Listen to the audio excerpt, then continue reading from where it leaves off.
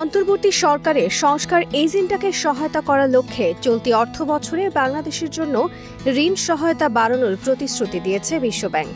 মঙ্গলবার বিশ্বব্যাংকের বাংলাদেশ প্রধান আব্দুল্লাহ শেখ ঢাকায় রাষ্ট্রীয় অতিথি ভবন যমুনায় প্রধান উপদেষ্টা ডক্টর মোহাম্মদ ইউনূসের সঙ্গে সাক্ষাতের সময় এই ঘোষণা দেন।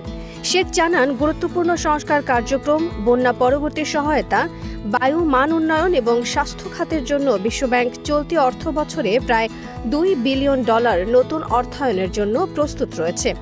আমরা আপনাদের যত তাড়াতাড়ি ও যত বেশি সম্ভব সহায়তা করতে চাই। তিনি আরও বলেন, নতুন প্রতিশ্রুতির পাশাপাশি বিদ্যমান কর্মসূচি থেকে প্রায় $1 বিলিয়ন অতিরিক্ত অর্থ দেওয়া হবে।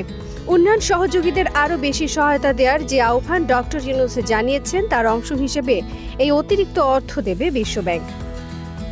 শেখ বলেন, অতিরিক্ত এই ঋণের ফলে চলতি অর্থ বছরে বাংলাদেশের জন্য বিশ্বব্যাংকের সফট লোন এবং অনুদানের মোট পরিমাণ প্রায় $3 বিলিয়ন পৌঁছাবে।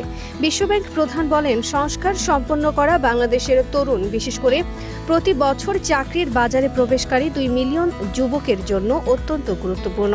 নতুন উপদেষ্টা ডক্টর ইউনূস বিশ্বব্যাংকের বাংলাদেশ প্রধানকে বলেন, 15 বছরের অপশাসন শেষ করে নতুন করে বাংলাদেশের এই পথ চলায় সহায়তা করার জন্য বিশ্বব্যাংকে নমনীয় হতে হবে। তিনি বলেন, ধ্বংসস্তূপ থেকে আমাদের নতুন কাঠামো গড়ে তুলতে হবে। শিক্ষার্থীদের স্বপ্ন বাস্তবায়নের দিকে মনোযোগ দিতে হবে।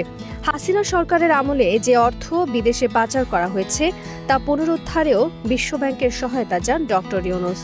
জুলাই আগস্টের ছাত্র আন্দোলনে শহীদদের প্রতি শ্রদ্ধা জানিয়ে শেখ জানান, তিনি ঢাকার দেয়ালে তরুণদের আঁকা গ্রাফিতি এবং মুরাল দেখে মুগ্ধ হয়েছেন। তিনি বলেন, আমার 30 বছরের ক্যারিয়ারে আমি কোথাও এমনটা দেখিনি।